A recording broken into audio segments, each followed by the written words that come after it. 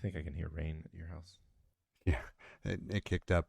I glanced up at the TV because I saw the news. Well, all right, so you've been here. Like I went ahead and when it came down, I went ahead and turned on the TV and put it on ABC 3340 and put it on mute, just so that if there was a warning or something that came up, I would have a visual cue. Yeah, keep talking. I'm going to do that too because I think that's a good idea. And I happened to look up and saw that the news was on, and it was on span, but it was just the news segment, like the normal segment of like a weather outlook. So there was not anything currently active. It was just happened to flash up at a point that coincided with the increase in rain and made me pause for a second and make sure I took stock of what was going on. But yeah, it's my understanding of current weather outlook is that we're going to have some pretty strong rain over the next 30 to 45 minutes, more than likely. So if you do hear some, it's going to be part of the background noise. Yeah, I assume my microphone might pick up some here as well. Speaking of this, I don't know. I feel like you're going to be doing maybe a lot of splicing of what we talk about, or at least a lot of I need to cut that part out. Well, I don't figure anything prior to, we're going to have to record a short show here shortly. I don't know that I would want to include most of what we've already talked about. Oh, no. There's very little I think that we would include from there. So maybe just the physical updates and then jump to whatever would come to next. But yeah, go ahead. I was just going to say, you know how I've just bragged about my HDMI CEC working so well on my television. I had my mom had this small Sanyo. I think it's maybe I'm gonna guess 24-inch television, flat panel TV. I have it in the office, and I hooked up my second Apple TV to it just to test it out and use it for funsies and the HDMI CEC is not working nearly as well. So, and I'm like, I've cursed myself. And I cannot. It's difficult to find anything on how to do this. But if I turn it on, it works. Turning the TV on and off works fine. I can't get the IR to push through and to adjust the volume and mute it, and that's all I really need for it to do. So I actually had to the reason I asked you to keep talking is because I had to get up and make sure the volume was down. But I know it's the HDMI CEC because I turn it off and it works. But at that point I have to physically, I can't use the remote to turn the TV off. So, yeah. And there's not really a feature I don't think there's a feature where you can say, use the remote to turn the TV on and off and adjust the volume and then use the rest of it for Apple TV. So, everything works great downstairs. And when I have all of the HDMI CEC turned on, when I turn the Apple TV on, it turns on the TV. The TV turns on faster than the Apple TV wakes up, and I can adjust the volume until the TV recognizes the Apple TV, and then it says device connected, and then the volume stops working. It's a little bit frustrating. I think you could modify that. I'd have to go back and look, because at this point I've played with so much stuff with my setups that I don't remember what things I've changed and what things I haven't. But I know at some point I was controlling or setting up some sort of setting about what volume triggers and controls.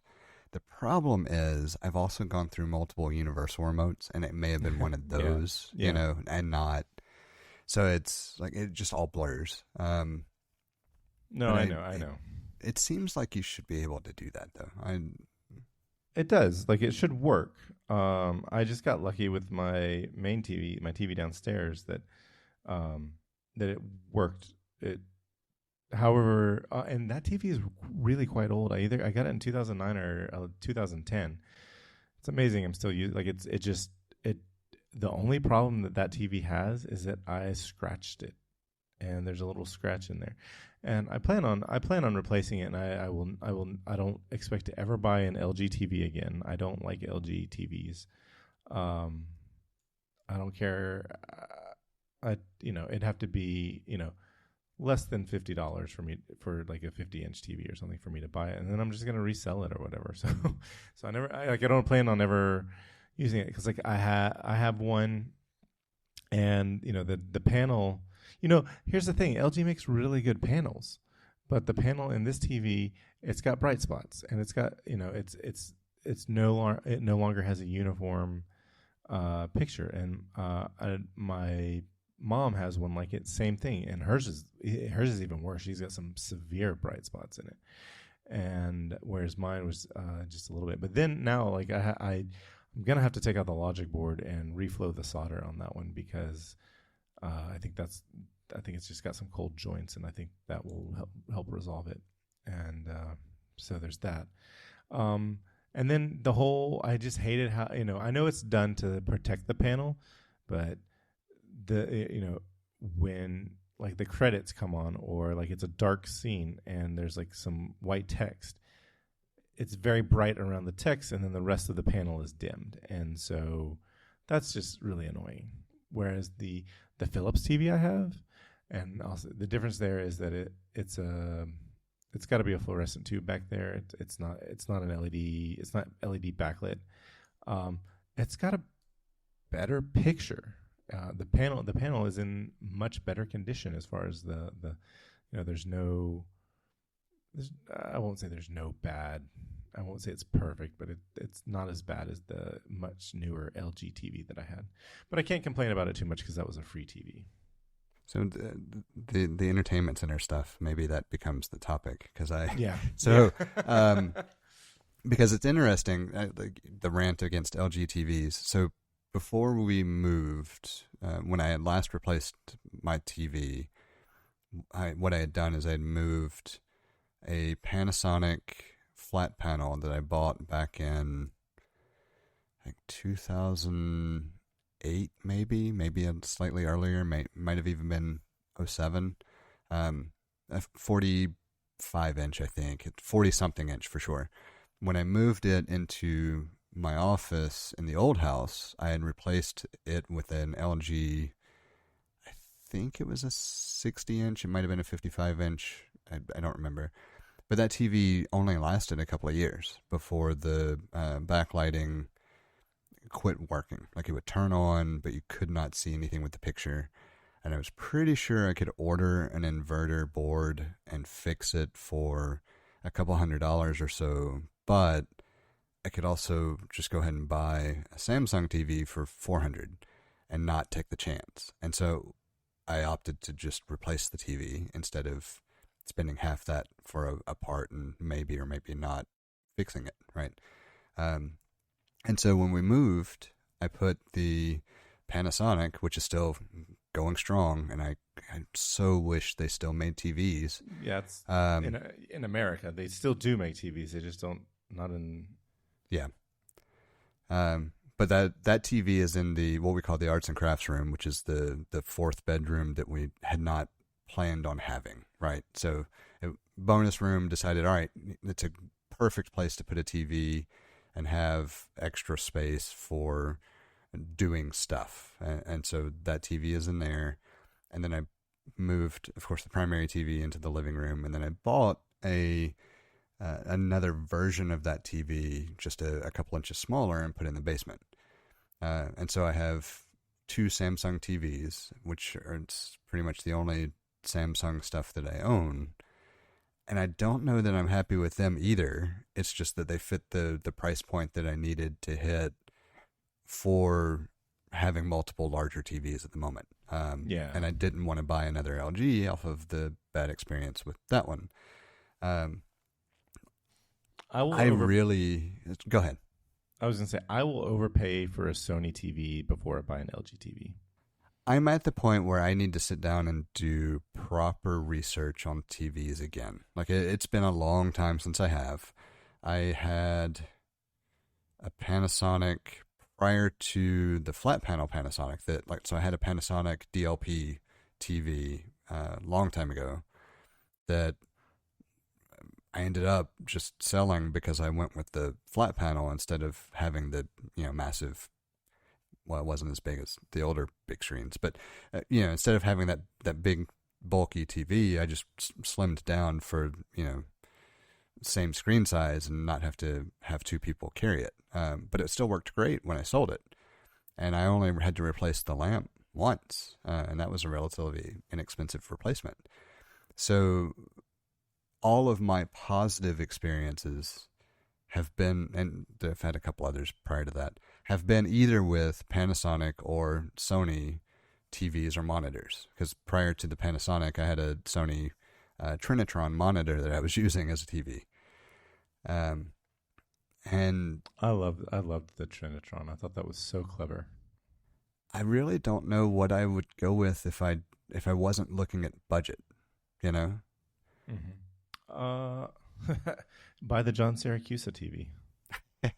I don't even know what he bought. I know that he did a lot of research into them, and there was an episode where he ranted about them. But yeah, because I think the TV, we probably heard about his first or one of his TV purchases when he was on Hypercritical, and many years passed, and he replaced that one with Sony QD OLED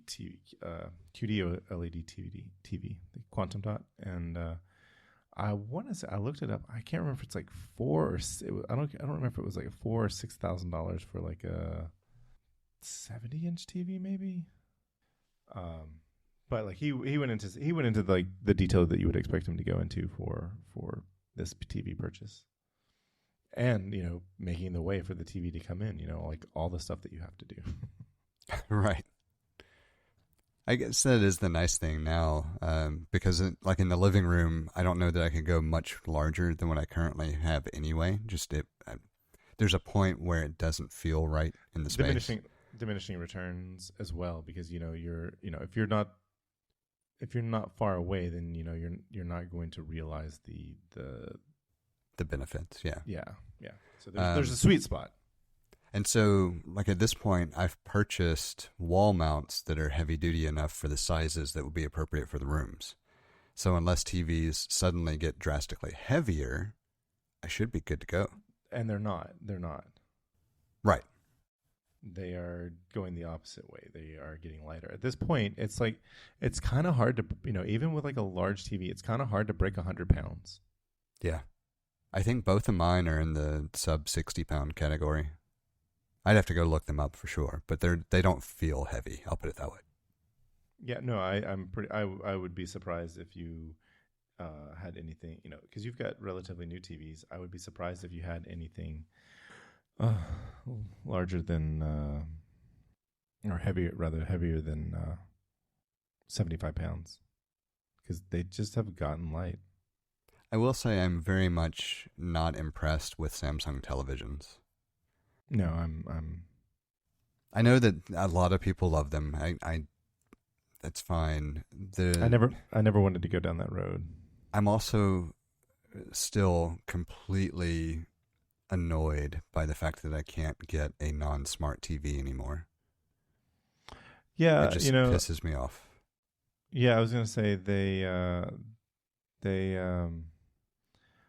I saw him. So there were, that's been a topic of discussion on both reconcilable differences and ATP, and it's just like, don't connect it to Wi-Fi, and anytime you want to do an update, connect it via Ethernet, and then disconnect it. That was the solution, because everything else you're going to do is going to be through the Apple TV. You just So I do that. I actually take it a step further and also block the device at the MAC address level, just in case. That's a good idea. But my bigger complaint, like with the Samsung stuff, is that the smart features get in the way. Oh. Because if I go, just as soon as I turn it on, it wants to pop up its menu for stuff. And if something happens, like that doesn't detect a device, and I have to unplug something and plug it back in, I have to go grab the Samsung remote to exit their shit in order to do everything else. Yeah, that's annoying. And it's just, I understand why. I'm really not trying to be that judgmental, because it does help the average person. But for God's sake, let me turn the shit off. Yeah, no, well, they don't want you to, because that's how they try to promote. Yeah. I mean, there's already pretty thin margins there for selling TVs, and which is why Panasonic doesn't. That's my guess is why Panasonic doesn't sell in the United States anymore. And so it's just like, how can we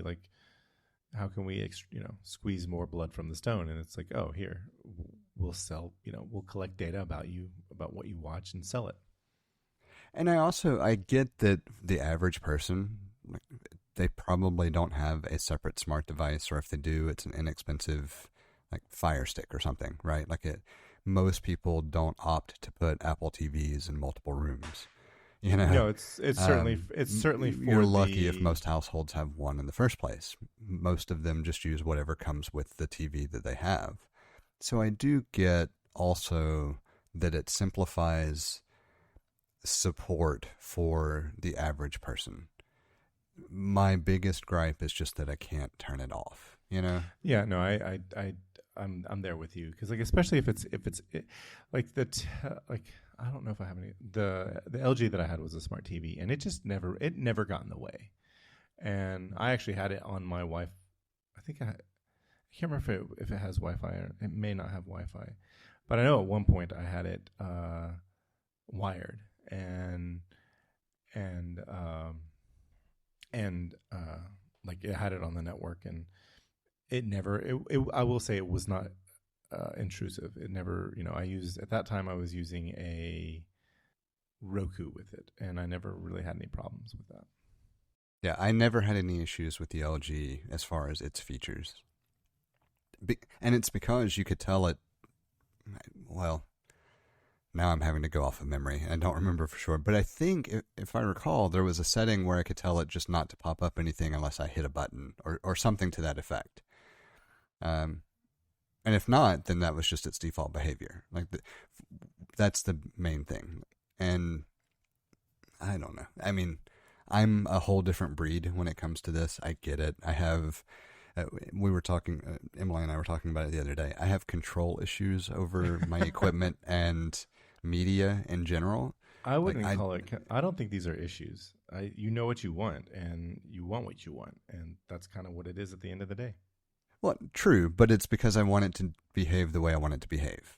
And if it doesn't behave the way I want it to behave, I don't care what the rationale or justification is. It's not good.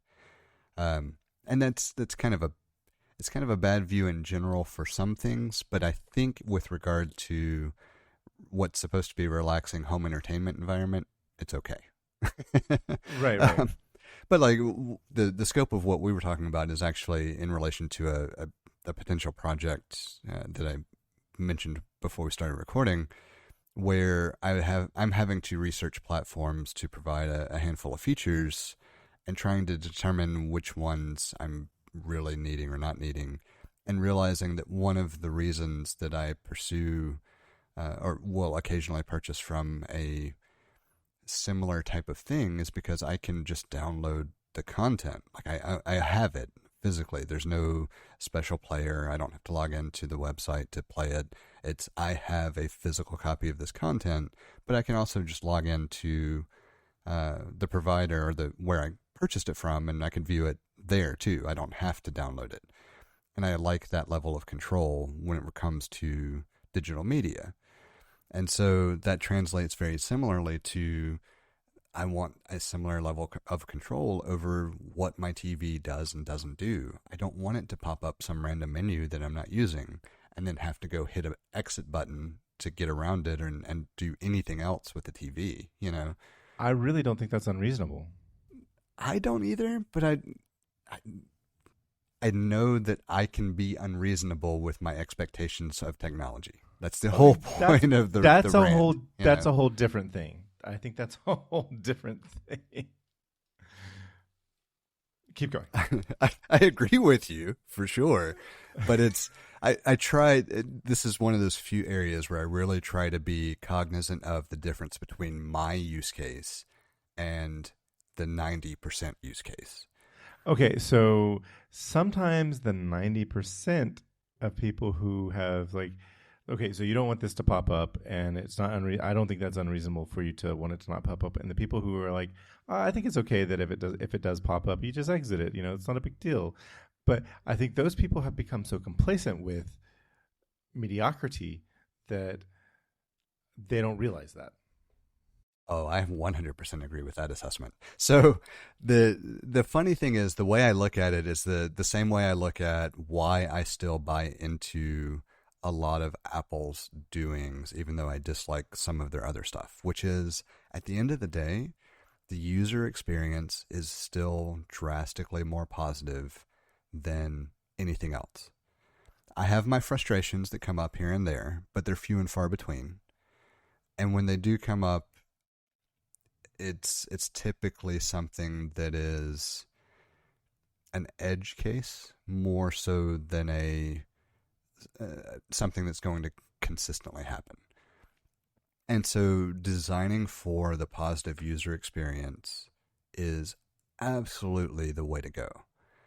And the big problem is that most companies don't really design for the user experience. They design for streamlining support and the most frequently asked or requested items, which I Unless understand. Go ahead. I was going to say, unless you're Boeing and you're like building for increasing your stock. Yes, for sure. That's a hell of a way to rope that in. Could but, not. You know, I mean, it's just one of those things where I really do understand both sides of why, like in this case, Samsung makes some of their design choices. I think they're horrible design choices, and the fact that I can't modify them is that much more frustrating. But I also understand the rationale, whereas I don't think anybody understands the rationale for Boeing except for people who own Boeing stock. Oh yeah, no, we know what we know. Boeing, these Boeing decisions are made short-sighted for honestly short-term gains, but that's the nature of like when you have a golden fucking parachute. That's what you're gonna do if you have no character. So you could stock the plane with golden parachutes. I'm surprised that joke did not make it in there.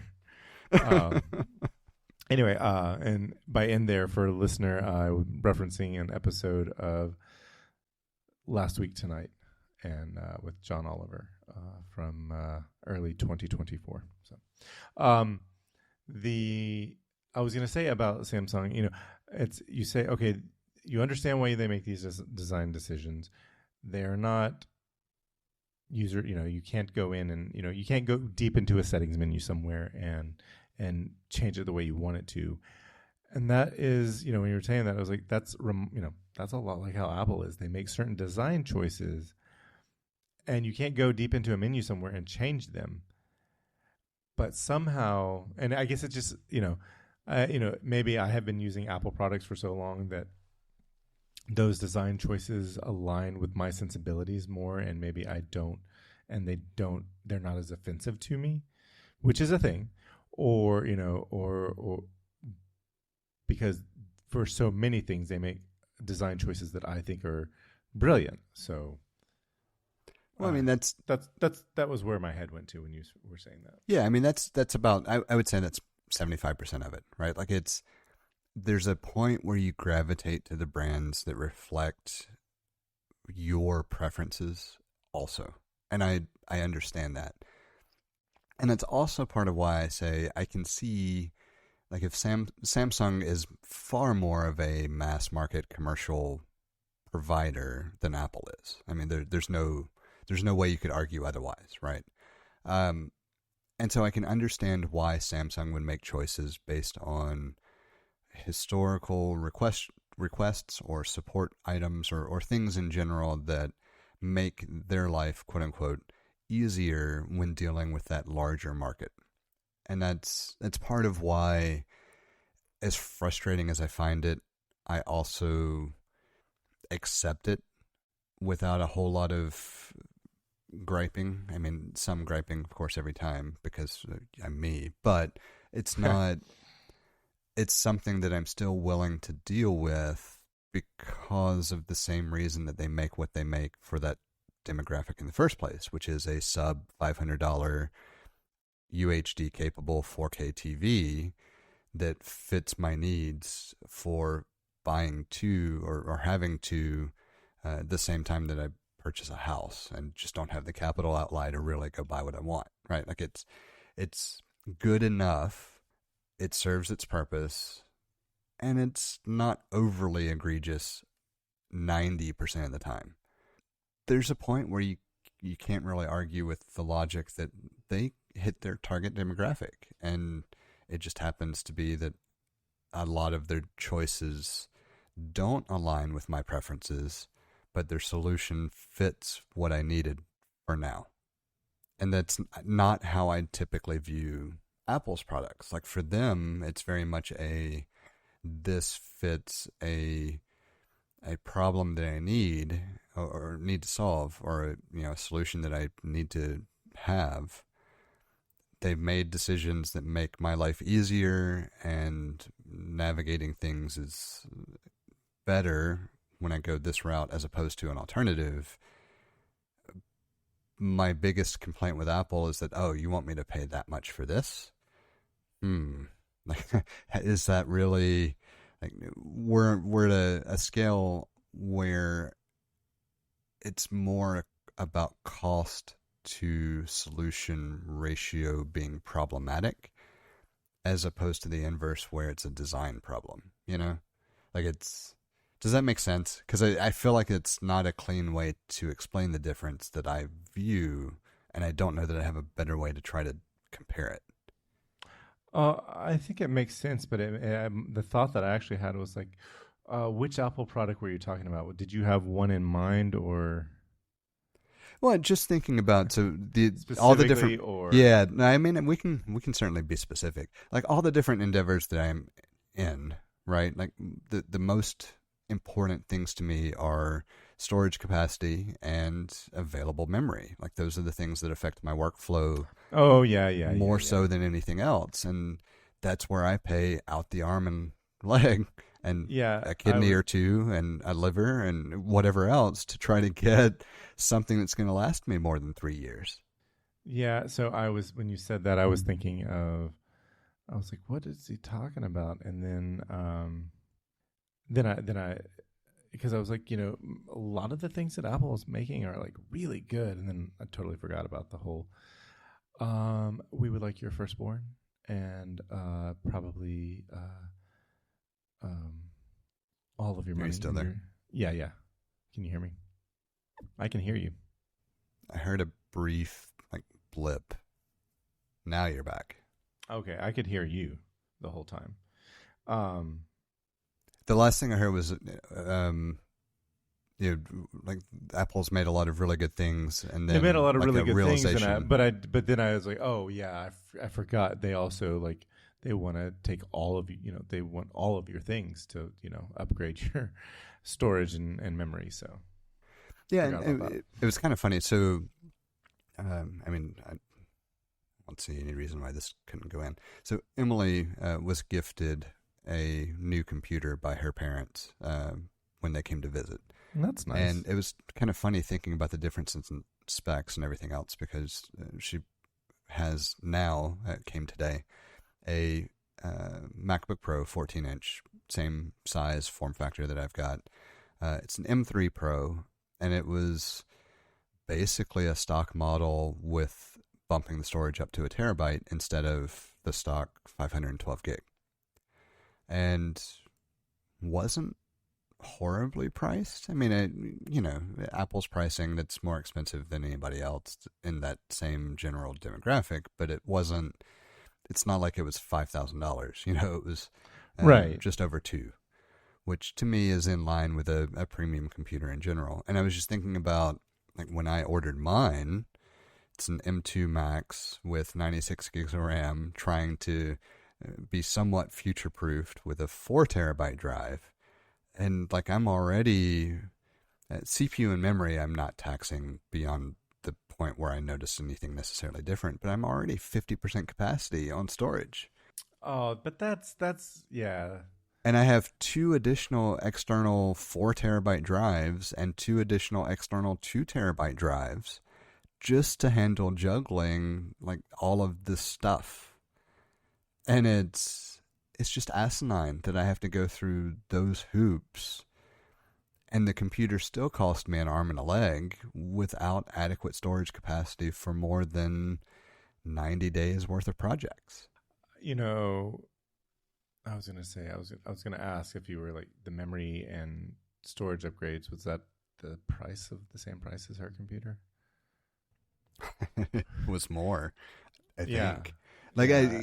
I would have to go back and look, but so I did not buy mine brand new. I bought mine certified refurb. I did the same thing. I did the same thing. Yeah, and it's just because there's no way I could afford brand new with the specs and everything that I've got. And even certified refurb isn't like it's that much cheaper, but it's still, that's a big It helps. chunk off. Yeah. And I I know we both know the quality of the refurbs. It's honestly, I know they have to sell it that way and they're going to reduce the price so they can move it, but it's brand new. It's brand new. Yes, exactly. And it has Apple Care. And I think I broke something. I have the subscription Apple Care on a refurb, which I don't think is you're supposed to be able to do. But I intentionally bundled it that way so that I could, maybe get an extra year or two out of Apple Care if I decided to. Mm-hmm. I don't know exactly how I managed to get that combination of options, because if you just go do the certified refurb and add Apple Care, it's the one time for 3-year Apple Care. So I don't know. Maybe I was lucky. Maybe I hit something. I don't know. But either way, like that, it's the only subscription Apple Care that I have. But I did it on this one because Apple Silicon is still new enough to me that I really don't know what to expect. Sure. I get that. And it's also the same thing that, like, aging-wise, I don't know what to expect. And that's where so many of the question marks come in. But honestly, the storage capacity, like the cost of updating storage for my use case and what I need, it's just asinine. I'm better off technically getting something like a Mac Studio and doing a Thunderbolt attached RAID array because it would be cheaper. And do you realize how drastically stupid that sounds for someone who tries to be a portable video production company? It's how you say incongruent. On the plus side, I really do actually have a working functional solution that wasn't horrible to put together, I think, with regard to a combination of drives and storage capacity. The main problem comes in with archival. I don't have an answer for that, that's what I alluded to last week with the backup strategy.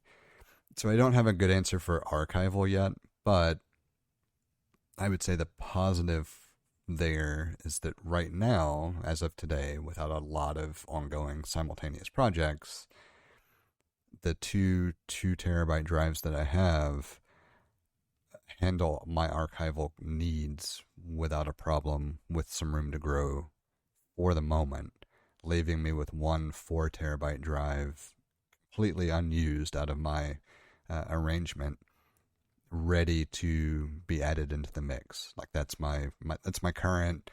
All right, once these two are no longer available for archival, I still have 4 terabytes available. I think you should go with magnetic tape. No. I'm really thinking by the time I hit that storage capacity. So it's funny. By the time I hit that storage capacity, I'm really thinking I will probably be able to do an 8-bay Synology just for archival purposes. Yeah. And be okay. Yeah. So I think I have an answer for when my current capacity is maxed. It's just, it still feels really stupid to have to deal with that much of a cost and everything else to get to the point where I can be able to maintain things, for 90 to 180 days. On I the mean, flip that's a side of it, lot. though, That's a lot. I mean, that's a long time. Thinking about it, like that's a lot that you're storing there. yeah, but I also, because I know, all right, so let's back up slightly and talk, inside baseball from a business perspective. Sure. Technically, I maintain stuff for 60 days and then it's gone. But I've had a number of scenarios where somebody has come to me 2 or 3 weeks after that, Oh no, you hey, never do want you to be happen to have like an image? exactly. Yeah, and when you're dealing with something where a lot of times it's a memory type thing, right? You're talking about photo documentation of some happy moment. You hate to be the bearer of bad news and say, nope, we're past the 60 days. I'm sorry. So yeah, 90 days typically covers me, and that's what I aim for in general. But I like having the flexibility to extend it if I can, depending on what I have. And so I like having some additional wiggle room that I would not normally count on or price have available, just based on historical lessons learned and seeing how things go. So it's part of it is so that I don't have to be in that situation, because I'd like giving happy news when it comes to my business as opposed to somebody else's. But it's also the kind of thing that it doesn't really cost me that much to figure out a solution. It it costs more in administrative overhead of juggling drives and having to copy things off and just general activities than it does actually buying a drive for that purpose. So it makes sense, No, it makes it. I get it. You want to be able to balance the. So you always want to be able to say, okay, even though that you say, okay, whatever your retention period is, you always want to be able to surprise and delight somebody if it's like pretty soon after, but even if it's even like, you know, a more, maybe not like 2 weeks after, but maybe like 6 months after your retention period, you're like, let me go, like my retention, it's always nice to be like, oh, my retention period is this X time, but let me go check and see. And it's always so nice to be able to be like, yeah, I do have it for you. I do, and that way you can, surprise and delight someone and do that. But yeah, the whole time I'm thinking more along the lines, because I figure like whatever you're like, I'm done with this project. That's just going to archive that's going to be archived somewhere, and you don't need it on your computer.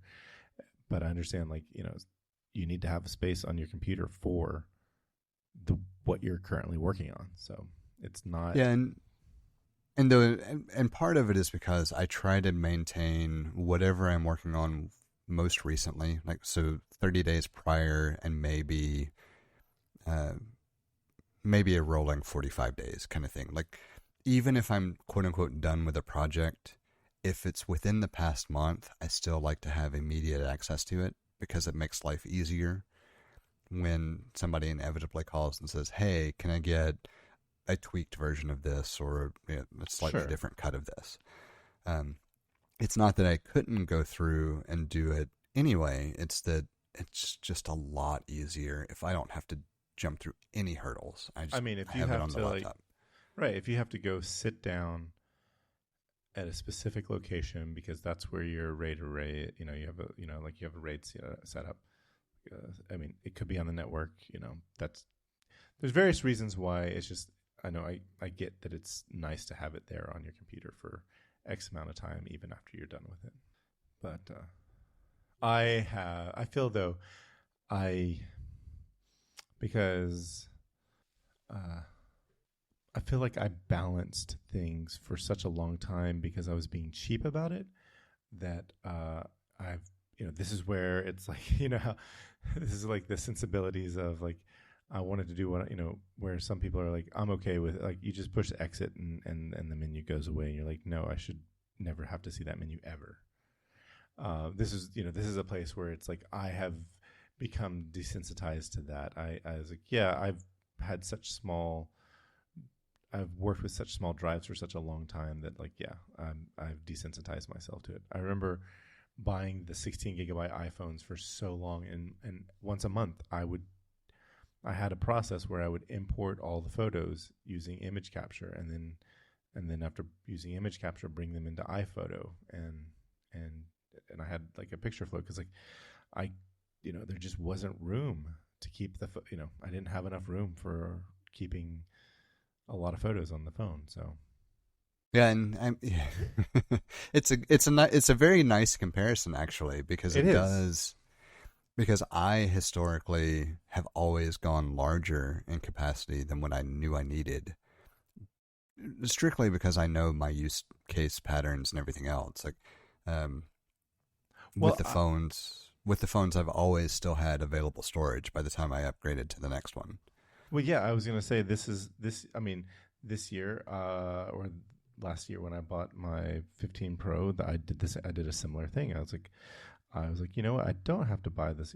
I don't have to buy the base storage model, just because I had spending the extra $100 wasn't going to be noticeable to me, and yeah, it was no problem, and um, I wouldn't be able to fit everything that I have on my phone now on a base model.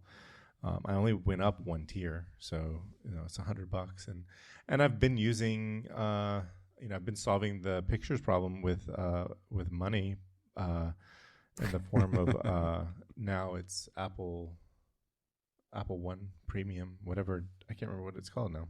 Yeah, it's Apple Uh, One. yeah, so I solve it with money, but that was more about like I like the idea. Like I like it's not just that it's up in the cloud, but it's also that I take a picture and I don't have to like airdrop it to my computer. It's on my computer by the time it's either on my computer or downloading by the time I open up the display, and it's on my server, and it maintains a local copy that gets backed up. It's in my backup. I can't even call it a backup vortex because it's not that. It's like I have a local copy and I have a uh, Backblaze copy. So um, yeah, so it's just that like I had to make sacrifices, and now I'm like desensitized to it, and I'm okay with that. It's actually funny. I'm considering a merged portable and non-portable workflow again for the first time in, God, 15 years. Yeah, because that used to be a thing. Yeah, I mean it's one it's an interesting development when I could potentially have a setup specifically for archival and pulling a project back up to do edits on, that's a permanent desk-based solution, and then still maintain my portable studio concept. And it wouldn't be that difficult to pull off. Like I technically have everything I need now, other than a desk-based storage solution, which I could just use the portable SSDs for now. It's not like I can't use them for a desk-based solution, but it's something that I've been debating. Do I want to go that route, or do I think that that's going to make things too complicated? Because it's the whole reason I abandoned a dual workflow scenario in the first place, is because it was a lot easier to keep everything on a portable device using virtual desktops and everything else, and embracing the flexibility that offered. I don't know. It's kind of funny to see the ebbs and flows, but it's driven out of a, oh yes, I remember this being a thing when I played with video 25 plus years ago. And now that we're back to playing with video, it's, oh, that would be kind of nice. Do I want to go that route? Do I not? It's relearning a lot of things that I had forgotten, and it's a fun process. Yeah, no, I understand. Yeah, no, you have made me. You've taken me back to my early days working at an Apple store and talking to people who were doing video. Looking at computers and external hard drives for video productions, and working with people who did that.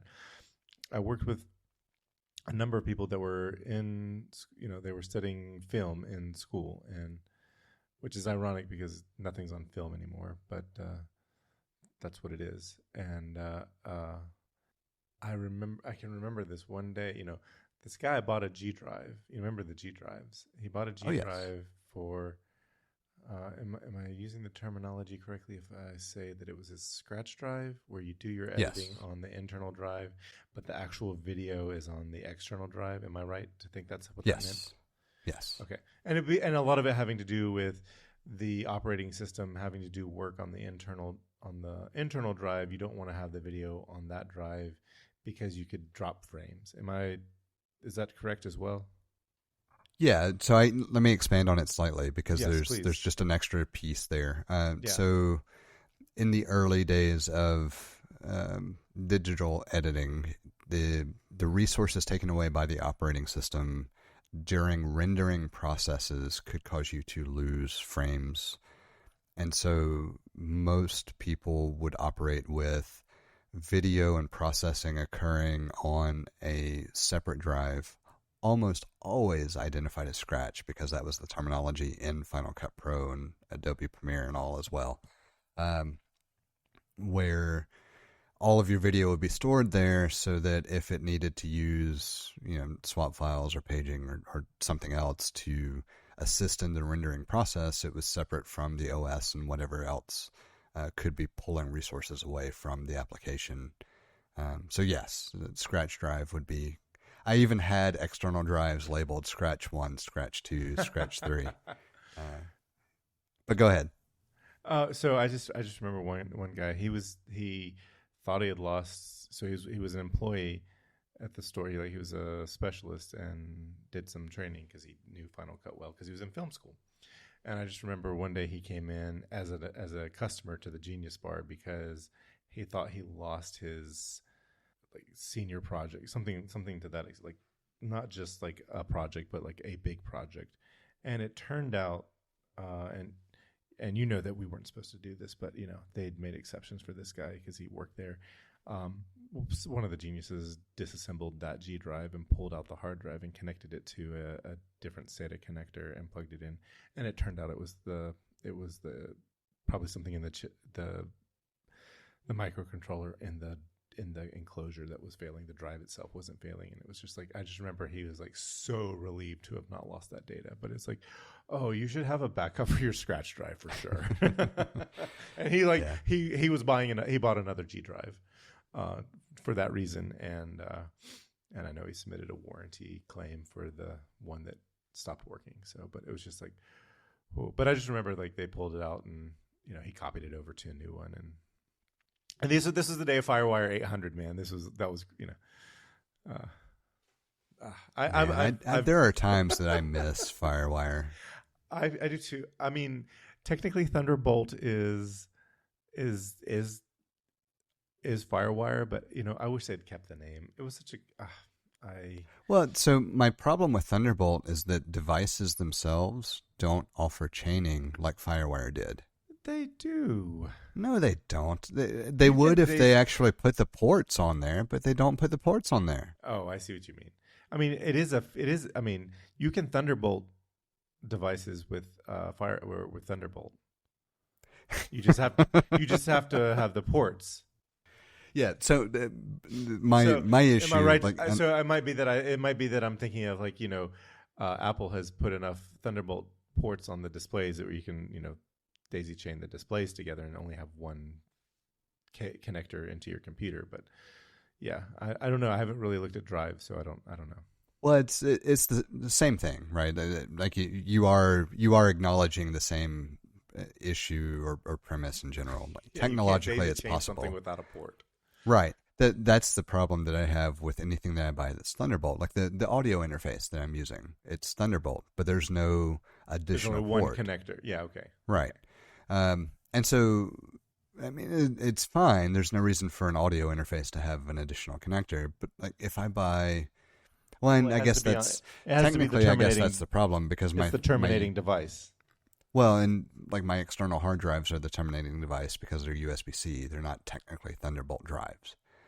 there's a level of confusion there sometimes too. But either way, I miss daisy chaining to an extent. No, totally. I am nostalgic for 2000s Apple products, and I mean that was a fun time. That was a fun time because new stuff, like you said, FireWire was a great technology. I mean, it was faster than anything that was out there, and USB finally caught up with it. But it was fantastic, and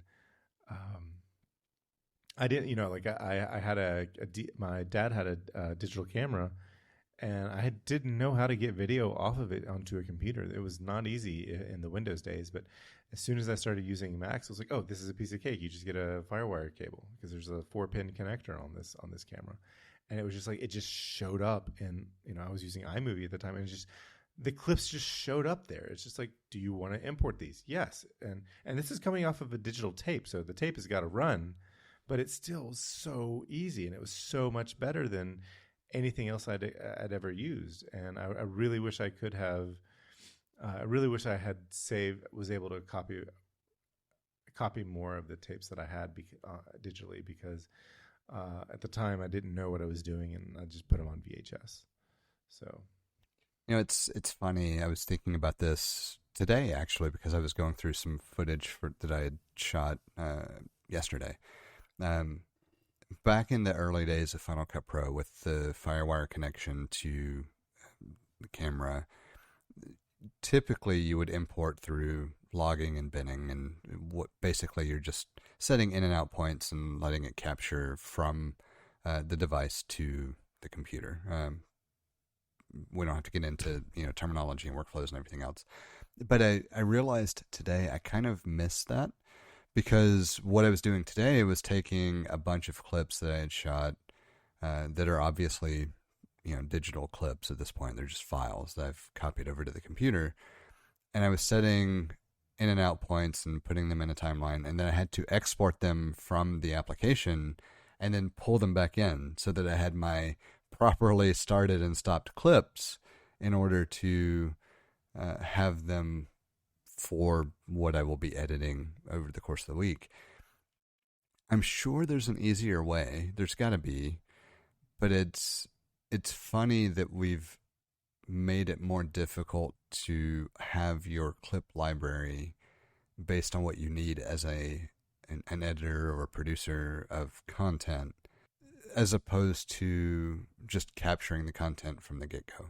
And I don't think that's even necessarily the best correlation, but like it's just funny, the differences between working with it 20 years ago and working with it today, and the fact that I kind of miss the simplicity of 20 years ago to a degree, but it's so much faster today. Even if I feel like I have to jump through extra couple of hurdles, it's still faster because I'm not having to actually let the tape play and have it transcode and everything else. No, you're right. We have a number of different ways set up for you to get in touch with us to provide feedback, ask questions, or just comment in about something we've discussed. You can hit us up on Twitter or Instagram at untitled_hosts, or shoot an email over to untitled.hosts@gmail.com. Or get in touch directly with Jesse at jthart.com, or get in touch with me, John, via telepathy. If you would like to support our work or are interested in listening to our new after show feed, head over to patreon.com/theUntitledPodcast and take a look at the options we have set up. Thank you for listening. We hope you've enjoyed the show. And we hope to connect with more of you as we continue this journey. That's a wrap.